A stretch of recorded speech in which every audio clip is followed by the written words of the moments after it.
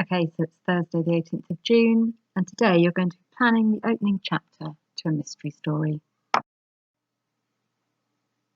To do this, we want you to draw inspiration from the text we have explored this week and the poem The Listeners, which we looked at during our online learning before half term. Today you are going to be planning the opening chapter of a mystery story. You can choose from one of the following. 1. The beginning of a traditional mystery story with the setting on a deserted country road. 2. Creating the start of a mystery by introducing the reader to a man dressed in grey or a child who is alone.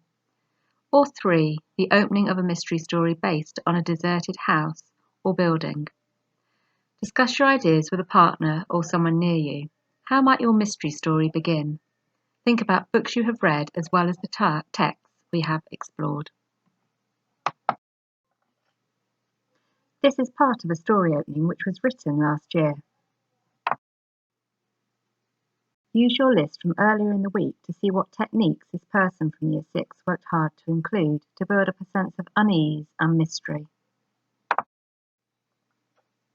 I'm going to read it to you, or you can pause the slides to have a closer look by yourself. The darkness hung over the dense white fog. We walked continuously on, hoping to see a familiar stone pathway. But we didn't. We were lost. Towering trees, leaves gone forever, seemed to form ghostly shadows that lurked in the icy white mist. Gnarled branches, bent like fingers, twisted in every direction, and every snap of a twig underneath my feet would send a ripple of adrenaline rustling up my spine. The fog became thicker. By now we could only see a metre or so in front of us. We moved pointlessly forwards into the deserted, unstirring silence.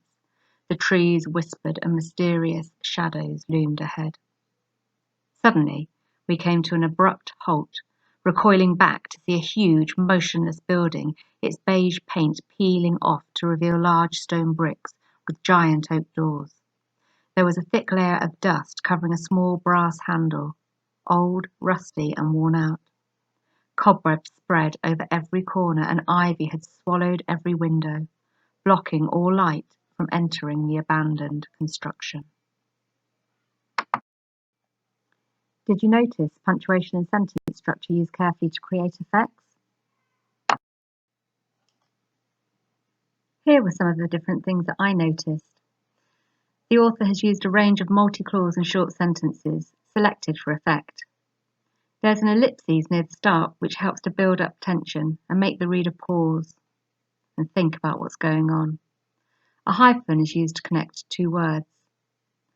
There's a colon which introduces the list of 3 used after a main clause. And there's a dash used to add extra information to help the reader visualise the setting more easily. Throughout the writing, language is carefully chosen to create unease and draw images in the head of the reader. Now it's your time to plan a story opening.